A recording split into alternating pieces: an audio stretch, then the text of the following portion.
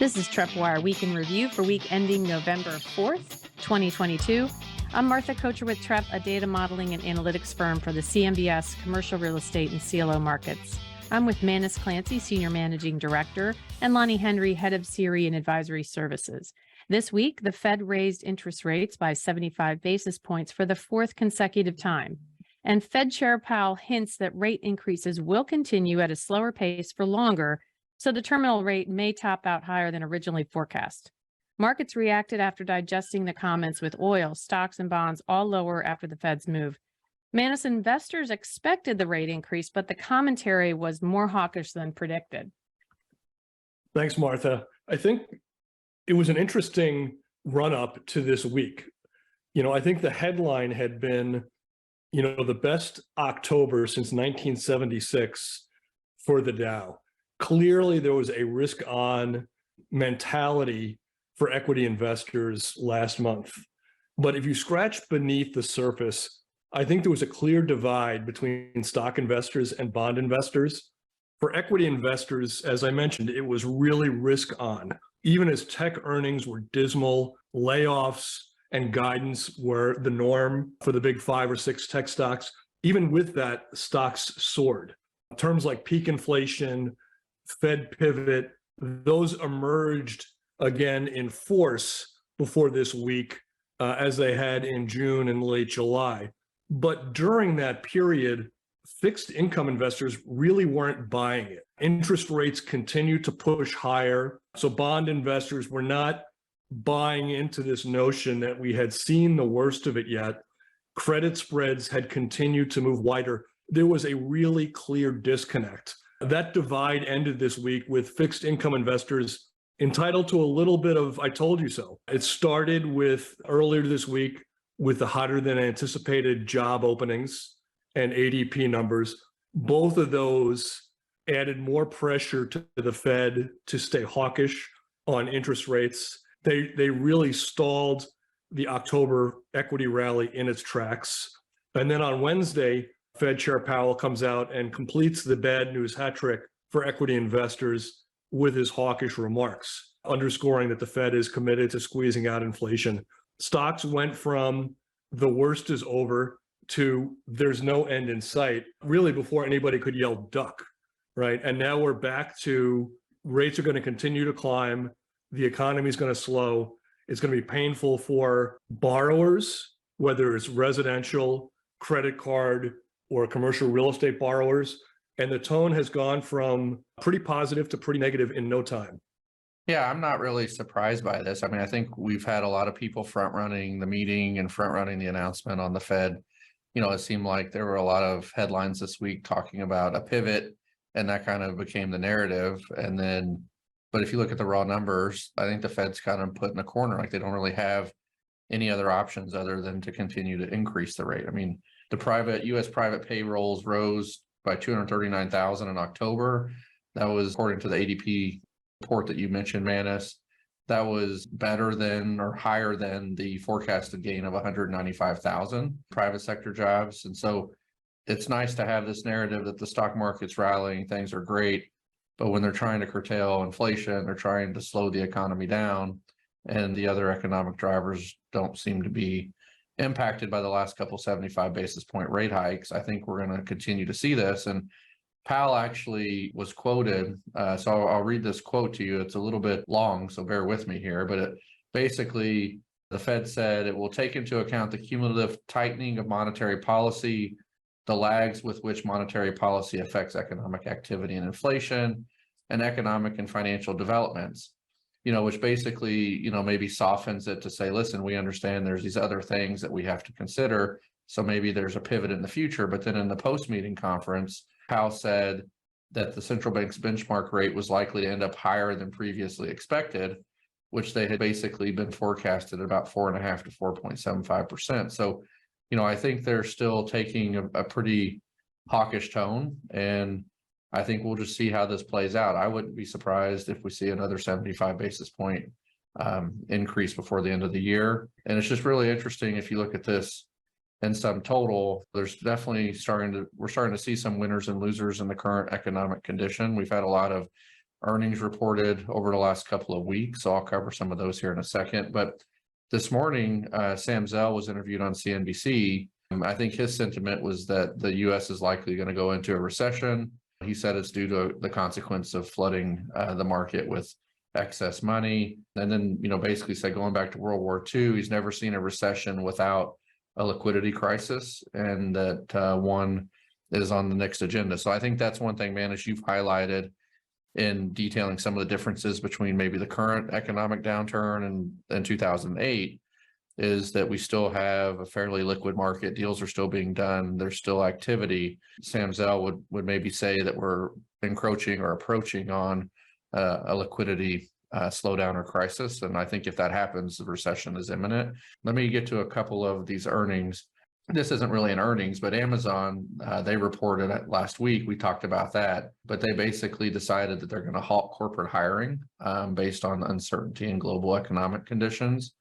And then on a couple of the CRE firms, Zillow Group, their stock was up 4.1% on Wednesday after the company reported earnings that beat consensus expectations, even though they're forecasting lower revenues in the fourth quarter.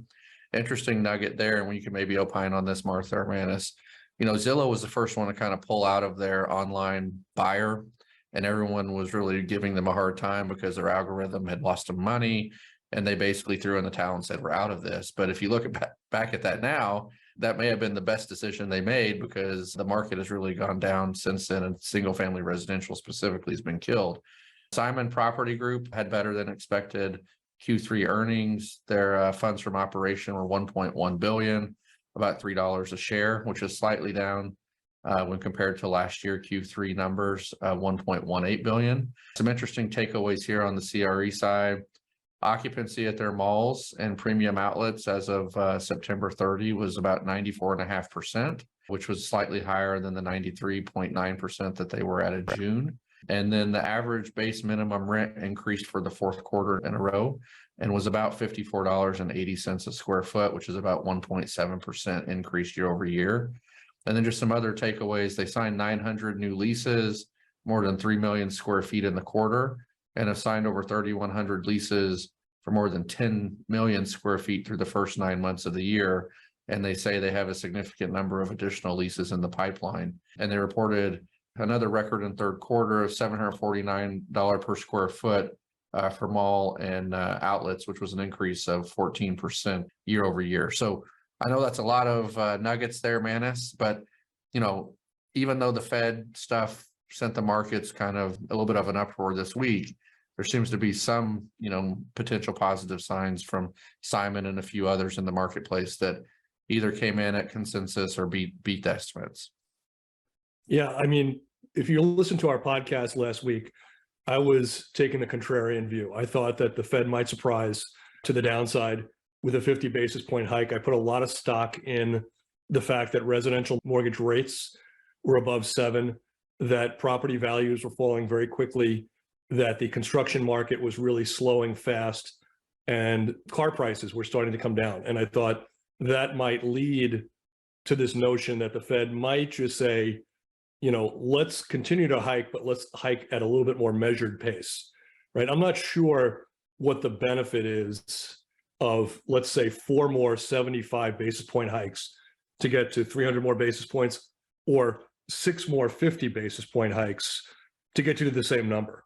I mean, I'm a believer that the market doesn't have to be jolted to get there. I think if you have a steady uptick, you have a better sense of, are you overshooting? But clearly that was not the case. The Fed wanted to deliver another message. I do agree with Sam Zell's remarks that you underscored, Lonnie, which are that every time you go into one of these situations, a hard landing, there is a leak sprung somewhere.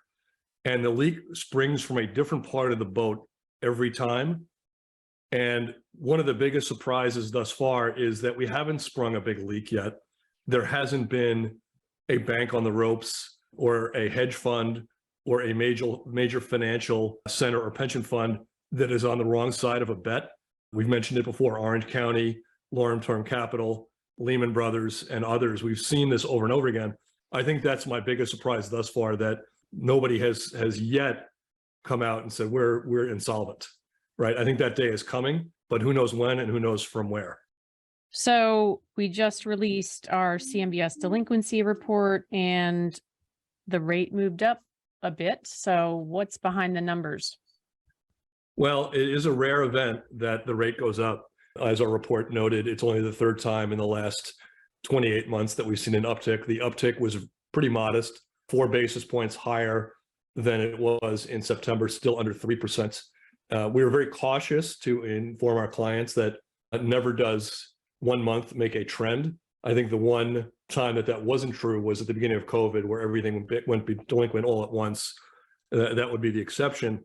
I don't think 4 basis points higher is the sky is falling. It may be, though, the tipping point where future months may show modest increases as liquidity gets tighter and the cost of refinancing becomes higher. On an individual property type basis, industrial was unchanged. Delinquencies there remain under 50 basis points, just a phenomenal performer. Lodging, another sizable drop this month. Delinquencies there now under 5%. Listeners will recall that was in the mid-20s in the early days of COVID. Multifamily dropped.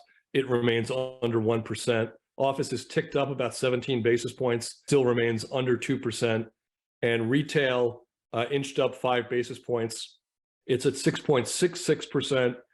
It's the worst performer of the major property types, and that's a function largely of those legacy mall loans that were originated in 2012 to 2014. So that's the delinquency number right there. Before we move on to the next topic, I just wanted to revisit one more thing. For those that were curious about where interest rates moved since last week, because we did talk about that Fed move, the 10-year was up from our last podcast a week ago, Thursday, the 27th. The 10-year is up now about 18 basis points week over week. More alarming, the 2-year is up 41 basis points over the last 5 trading sessions. So a big jump, and that 2-year now at a new multi-year high, multi-year being, I think, more than 15 years, and is now inching closer to 5%. So for those that didn't get their interest rate caps in place a month ago, what was pretty painful a month ago is now going to become even more painful now.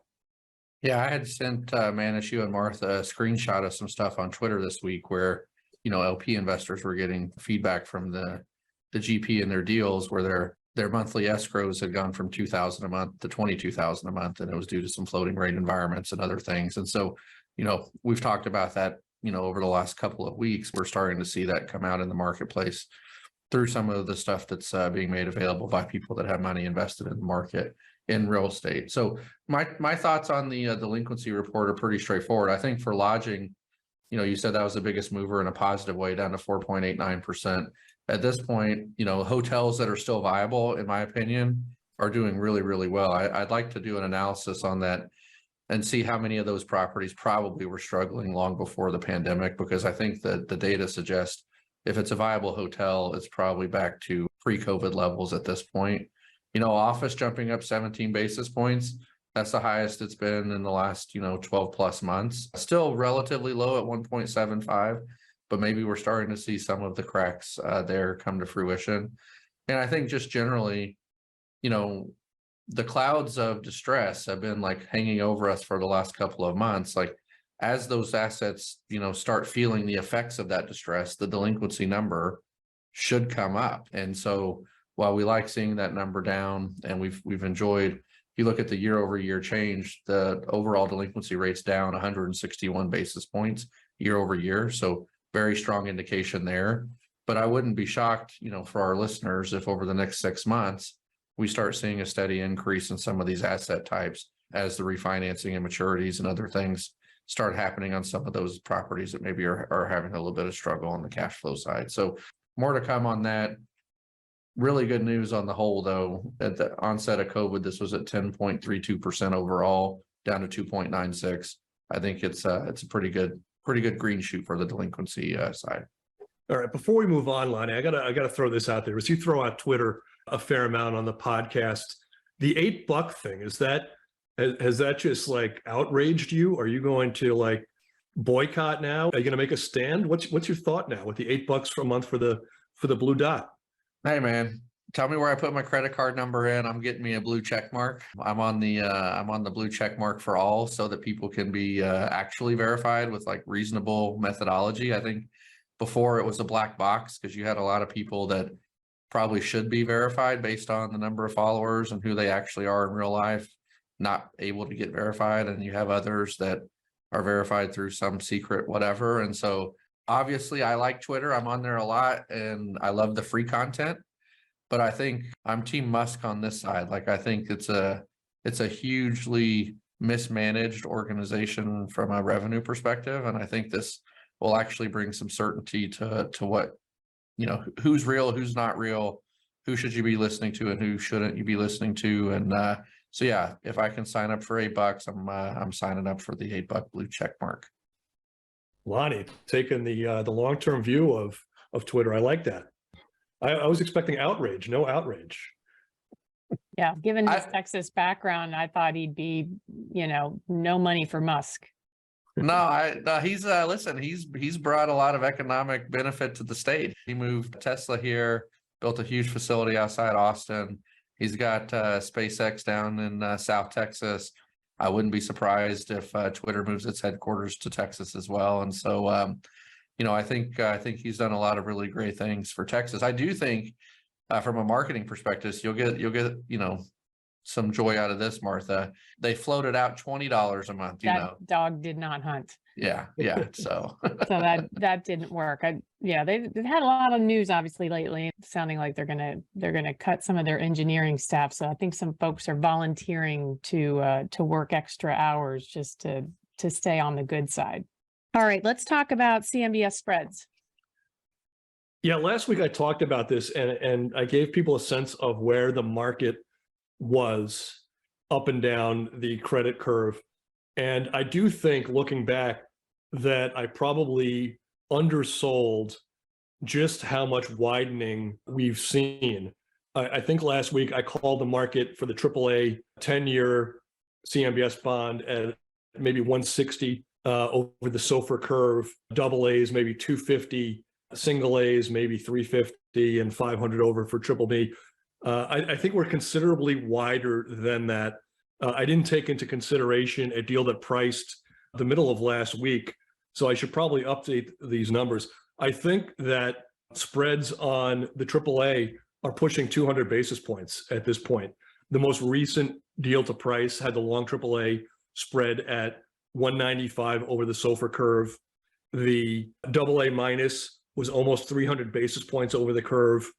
The single A minus 400 over the curve, and the triple B minus over 600 basis points over the curve at this point. So for triple B minus now, you're getting a 10% yield on this for something that not long ago you were probably getting a 4% yield on, 4 or 5%, something like that. So the cost of borrowing out of the CMBS market has really gone up substantially. And let me put this in perspective month over month. So AAA's probably 45 basis points wider, double A's, let's call it 60 wider, single A's 100 wider, and triple B minus, depending on issue to issue, anywhere between 80 and 120 basis points wider than where we were a month ago.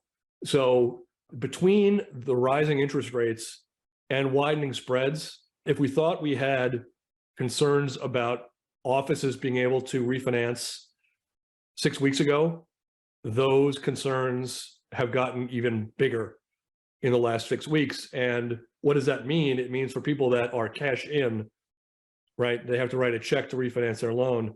That check got bigger since the middle of September by a substantial amount. Yeah, it's really interesting on that, Hannes. I was reading some stuff this week where they were talking about, how markets cycle in and out. And a lot of times like bankruptcy or handing the keys back or whatever is really not a direct result of mismanagement at the property level. It's sometimes just a result of bad timing in the market, in the sense that you have a 5-year loan that the property cash flowed for all 5 years, but due to some macro factors that you can't control, like interest rates, reducing the value of your asset, when it comes time for that balloon note to come due and you don't have the funds, puts you in a really precarious spot. So we've talked about that. We actually have a little bit more data that I'm going to talk about here in a minute that goes into that. But it is interesting, we're seeing this stuff in real time. But if we look back on this in a couple of years, I think it's going to be really interesting just to see how many people were actually able to weather the storm and put that cash into it to save the property, and how many of them walked away. To this point, we've had a lot of discussion around the possibility of those things happening, but we haven't seen a lot of properties actually physically going back to the lender. Yeah, I mean, timing is a big part of it. And what you have now are several variables. You have the higher interest rate, which is one, which is also paired potentially with a slowing economy as the Fed tries to get this inflation under control.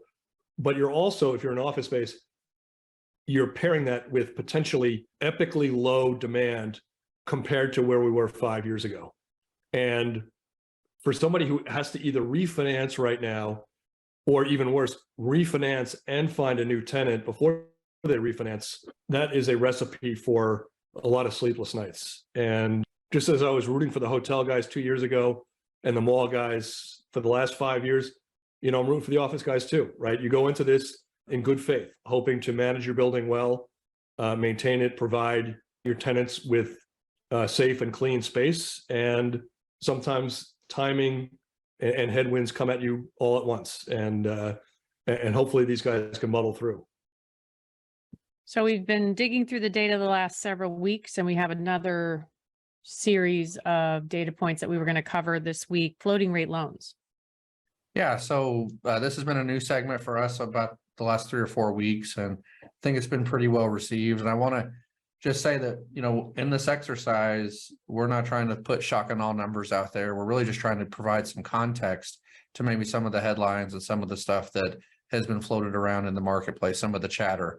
And so this week, we're going to talk a little bit about floating rate loans. And so we've had, large amount of discussion on our side around what Manish just described, where you have a property that maybe is coming up for refinance and they're having to refinance into a much higher interest rate environment. And in another example, you could have a property that has a base rate plus, some basis point over SOFR, LIBOR, et cetera. And those are floating and they reset on some sort of a cadence. And in those examples, you don't necessarily get the benefit of waiting until that balloon comes due. You feel the impacts of those floats in real time. And so I wanted to go through and see, well, just what is the exposure in our system and our data set related to the floating rate loans that we're tracking. So here's a few high level numbers, and we'll break them down a little bit by sector and by geography. But there's currently about 300 billion worth of floating rate loans that Trepp is tracking right now. What's really interesting about that, though, is there's almost zero delinquency on any of those deals right now. So almost in every instance, the property is still performing and making the mortgage payment. However, there's increased risk that those could flip because of the floating rate nature of the financing structure. Of the 300 billion, about 189 billion of those have extension options. So this is something Manis has pointed out a couple of times, that something may have a maturity technically in, say, 2023, but they may have 1, 2, or 3 12-month extension options that for a small fee, and if they're meeting the loan covenants, they can add on additional 12 months to the term, et cetera. There's about 82 billion that have balloon payments, and then we'll break them down here by property sector.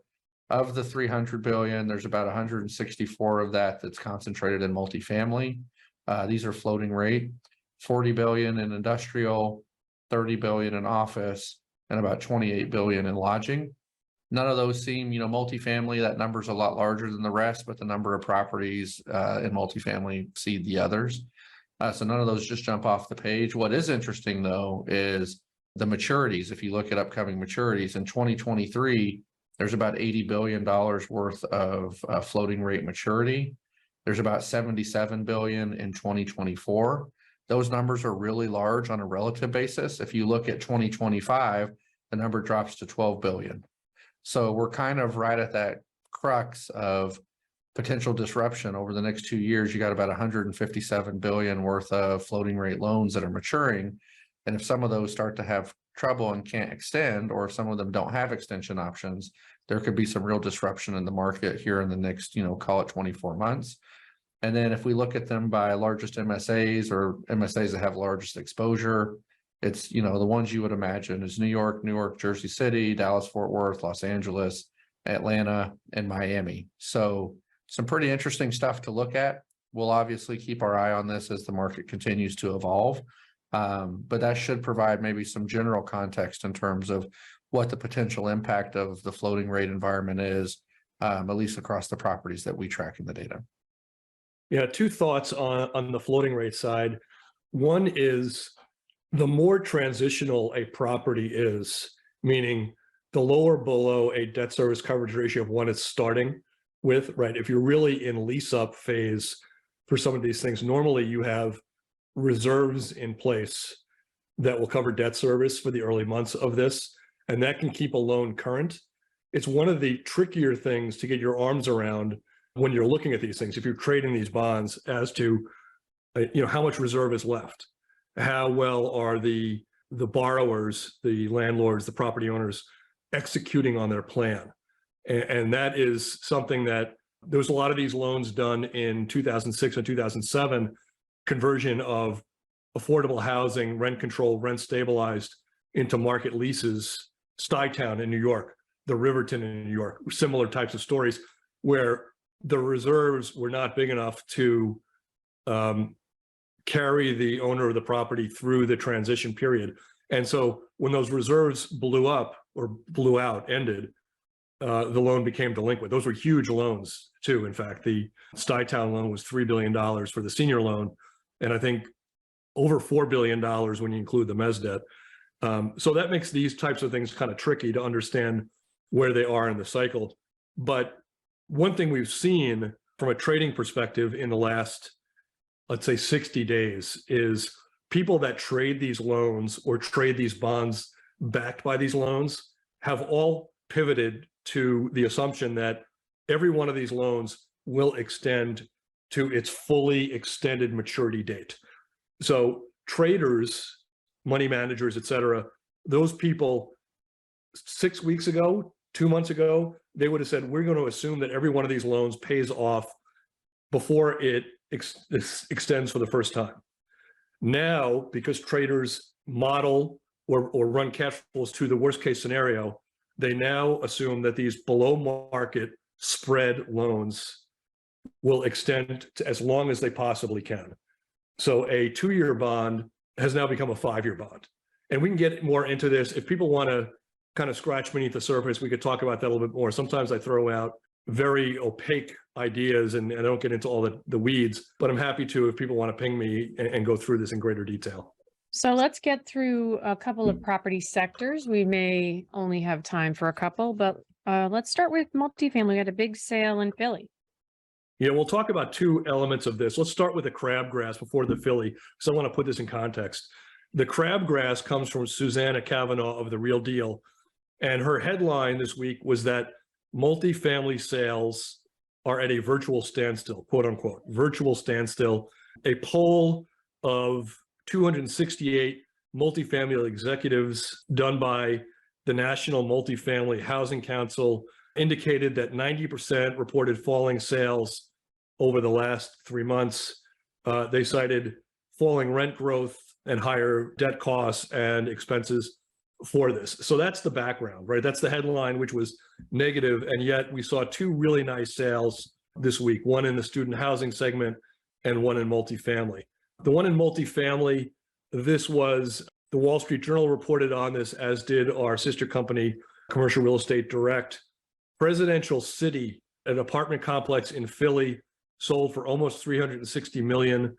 The sale is said to be the highest price ever in that city, the city of brotherly love. The complex was acquired by KKR.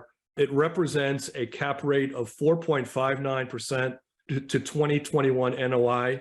We know that a cap rate to a trailing NOI is not the be all and end all. It's only a benchmark, but it should give people a sense of where this traded. It represented $360,000 per unit. The property was valued at $380 million in 2019. So the sales price represents a discount of about 6% to that number. I call this a big green shoot, right?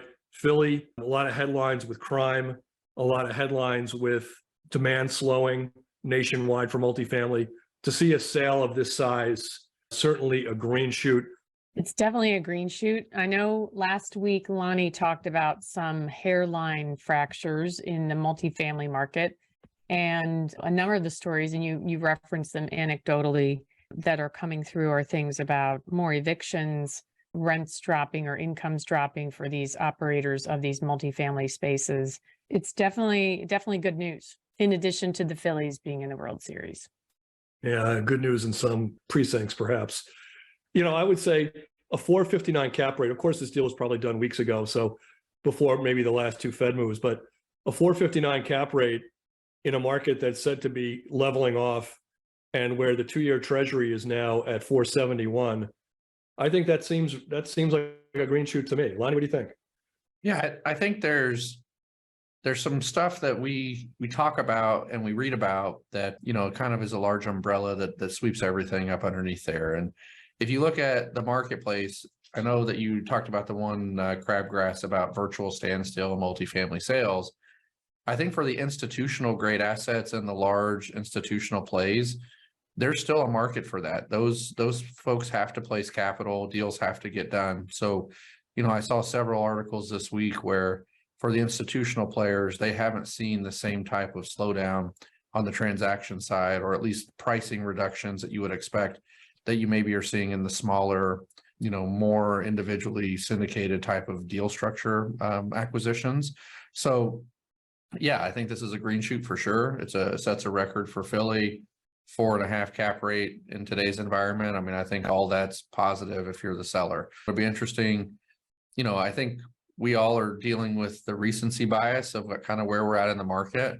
I think what we're seeing on some of these institutional buyers is they're willing to take some of that initial risk because they think they're buying in markets that over the long term are going to play out. So some of the floating rate stuff we just talked about, some of the other things we've covered over the last couple of weeks around value add repositioning, et cetera, those are very heavily concentrated with individual business plans being executed, et cetera. There's probably a case to be made that for some of these other folks, the mantra of buying in really solid locations, high quality assets, even if you're overpaying based on today's dollars, you might still be making a good risk adjusted bet over the longer term in those instances. So maybe this is a representative of that. I did want to comment on the presidential city apartments, by the way, because it is technically in the city, but it's bordering on City Avenue, which is right up against a suburb where I grew up, Ballackinwood. So I wonder if that has any bearing on the value of the property, the attractiveness of the property, the draw, that sort of thing. Can you get a good cheesesteak at the presidential? That's the big thing. Can you get a Pattered Geno's within a 15-minute drive? You could probably ride your bike to a cheesesteak place there. Okay. A good one? A good one. Yeah. All there's definitely no bad cheesesteaks in most of the Philly shop. They don't even call them sub shops. They're hoagies or hot sandwiches. I made the mistake of getting one of each, right? A Pat and Geno's, right? Those are the two big places in Philly. And then thinking it was a good idea to run up the Rocky Steps afterwards. Ooh. It was just a bad idea. Ooh. Don't try that at home. Did you get it with whiz? Without. I know Martha mentioned a couple of the other stories that we had kind of alluded to last week on the pod. There were a couple of headlines that I wanted to get to that we weren't able to, so I'm going to talk a little bit about them now. Dallas Morning News had an article last week that talked about the Dallas County evictions in the month of September reached the third highest 1-month filing total in the last 5 years. So that was something that, has been fairly underreported. I know that there was a lot of discussion with the eviction moratorium and everything else nationwide that there was going to be a wave of evictions when those were removed, and we didn't really see the wave. It never came. But it seems like, anecdotally, at least in some of these major markets, we are starting to see an uptick in some of the eviction filing, which may be a byproduct of just some of the downward pressure for some people with their jobs and local economy, inflation pricing them out in terms of being able to pay for groceries, gas, and rent, et cetera, et cetera. So there was a couple of quotes in here. Some attorneys that work with an eviction advocacy center said they expect things to get much, much worse. Take that for what it is.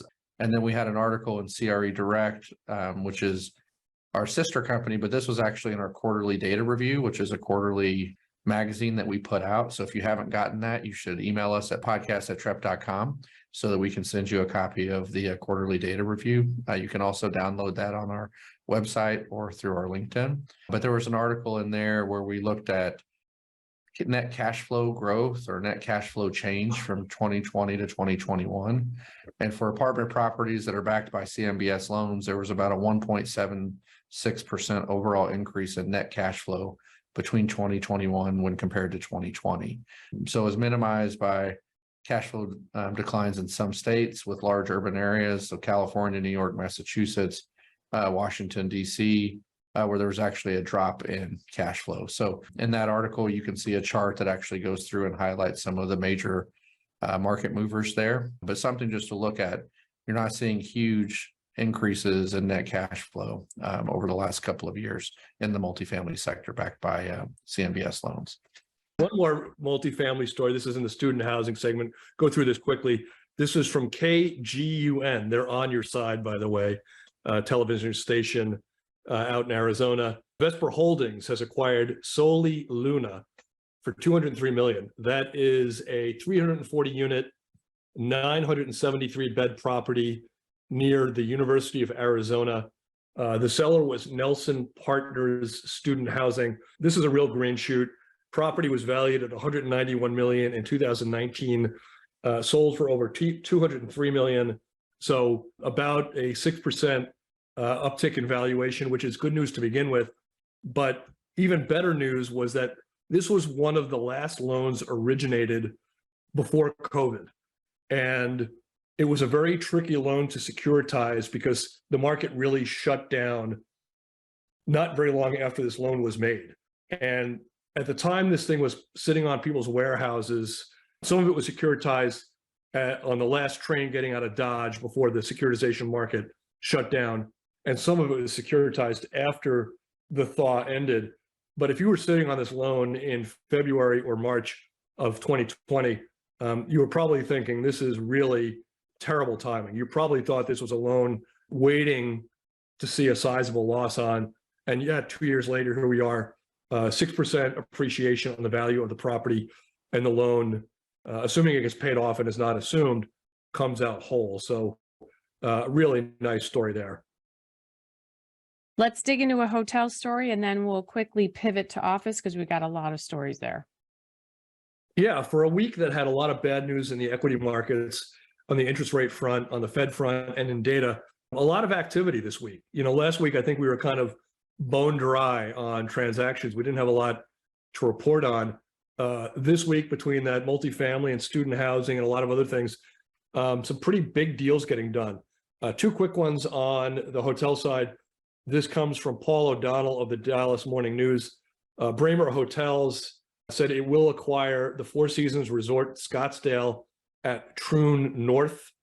They will pay almost $270 million for the asset. The sale is expected to close at the end of this year. The price equates to almost $1.3 million per key. That's a big number. The other one we saw in Nashville, this is reported by William Williams of the Nashville Post. He reports that the hotel component of the Four Seasons in Nashville, that is half condo, half hotel. The hotel component sold for $165 million, just over $700,000 per key. That's a lot of bachelorette parties to have to fill that hotel with, but good news, right? That's two real green shoots in the hotel space. All right, let's move to office. Yeah, so CBRE released its Tech 30 report, which explores the tech industry's impact on office space and ranks the 30 leading tech markets in the U.S. U.S. leasing activity by the tech industry was 35% below pre-pandemic levels. Sublease space across the Tech 30 is elevated at about 4% of available space. We had a really nice write-up last week on sublease space with some really cool infographics where we actually mapped out. So you could check that out in addition to the CBRE Tech 30 and see if there's some overlap there. They determined that rents in 23 markets were higher in Q2 of 22 than they were 2 years ago. And only 6 of the 30 markets and 8 submarkets recorded positive net absorption over the past 2 years. So takeaways here, markets that have the best combination of future tech demand drivers and office market fundamentals. Drum roll, please. We have Boston, Silicon Valley, Raleigh, Durham, and San Diego. So, the one surprising thing there is just that Silicon Valley still is ranked high, given the fact that we've seen so many negative stories coming from the, pure office sector. But I guess when you look at it based on their rating of tech demand drivers and the office market, they still rank high. Boston is a no-brainer. Raleigh, Durham, I think that market has really come on strong over the last couple of years as kind of an innovation and tech hub. And then San Diego finally starting to, maybe compete with some of the other California cities in terms of tech talent and other things. So some interesting takeaways from that. And I think, again, if you look at the sublease space, there's probably some overlap between what we put together last week and what you see in the CBRE report. So, Manus, are you feeling like you want to start with green or crab today? Let's start with the green, and then we'll have a couple of crabs at the end. First green shoot, George Avalos of the Mercury News. This comes from Sunnyvale, California. Phase 1 of the Catalyst complex, that's a big office complex in Sunnyvale, has been sold for $222 million. Property is leased to LinkedIn. Square footage totals about 195K, and it's sold for over $1,100 a square foot. So even though a lot of nervousness about tech tenants these days, it didn't dissuade somebody from coming in and paying a real premium price for that office in Sunnyvale. Elsewhere, green shoot. Commercial Observer's Greg Cornfield, perhaps the worst name office I've ever heard of. The Trailer Park Office at 6922 Hollywood Boulevard in Los Angeles has been sold. REIT, Hudson Pacific Properties is the seller, Harbor Associates the buyer. Sales price $96 million. The property was valued at $66 million in 2004. So 50% price appreciation over the last 20 years. Property totals 200,000 square feet. Sales price equates to about $500 a square foot, a little bit less than that. It used to be the home of that iconic magazine, TV Guide. If you guys remember that. Wow, that is a throwback. I don't even think Haley knows what you're talking about. TV Guide, all it was basically a magazine that told you that was on TV each Programming. week. Programming, that's it. Yeah. And it was the biggest selling magazine in the United States for decades. Which is kind of funny because we only had like 3 channels. Yeah, it was really quite remarkable. And it went off the air at 12:30 when they played the national anthem and you get the color pattern. But I was so illiterate in high school. My reading and my vocabulary was so weak. I think I did a report on reading a TV Guide. Like other people were reading Catcher in the Rye and other people were reading The Grapes of Wrath. I read the TV Guide and I did a report on it. Like that's how poor my writing and language skills were in 9th grade. Another green shoot. This is in Atlanta. Graphic Packaging International. Interestingly, my daughter used to work for them. They've renewed and expanded at 1500 River Edge Summit. They're growing their footprint by 130,000 square feet, taking the entirety of a building that's in the Cumberland Galleria area that's owned by Opal Holdings. Why did this one get my attention? Well, it used to be leased to Truist, this additional space, and Lincoln National. Both of those firms moved on, and Graphic Packaging will be moving into that space. So not all lease terminations and givebacks lead to bad news. On the crabgrass side, in Cleveland, American Greeting Corp is putting half their space out for sublet, 250,000 square feet in the Cleveland submarket. That comes from Stan Bullard of Cranes Cleveland. That particular asset backs a big CMBS loan, although American Greetings is locked in on that lease until 2031. In New York, Lois Weiss says that Japanese ad firm Dentsu has put 450,000 square feet out for sublet across 2 different properties, one in Hudson Yards and one in Midtown. And then Drew Hutchinson of the Nashville Biz Journal, Bridgestone, putting out 160,000 square feet, about a third of its space out for sublease in its downtown office market. I'll throw in one more crabgrass here, Manus. This was Meta backing out of their plan to occupy about 589,000 square foot of space in Austin. So we actually talked about this a few months ago where they had taken down the entire building at 6 in Guadalupe in Austin. They were going to take the entire space. It was a spec build, and they've decided to not take that space. So they're, as their parent company or as the company Meta decides to shrink its overall footprint, they're backing out of the plan to fill the space, and they're going to sublease the space. So again, that's been a market that's been really starved for office space. Austin has really outperformed. So it'll be very interesting to see how quickly that 589,000 square foot new building can be absorbed in the marketplace. So this had been rumored for the last couple of weeks and was just confirmed in a couple of publications, one being the real deal this week. All right, we have a couple programming notes. Trepp is hosting a live webinar highlighting some of the challenges for CRE risk model development. That's going to be November 8th on Tuesday with a couple of our experts in the lending and banking space and modeling. So if you're interested in that, send us an email at podcast@trepp.com. We'll send you all the details so you can join that. That's a free webinar that's available to anybody. And an innovation challenge that our academic team has launched. We've got the round 1 deadline November 11th, which happens to be Veterans Day. We're partnering with NYU Stern for new ideas coming from undergrad, grad, postdoctoral students or faculty. And the first gate is really only a 1-page summary of your idea. So relatively easy submission. And if you win, actually you get a trip to New York to do a presentation and up to $15,000 to invest in funding that idea, whatever it might be. Shoutouts.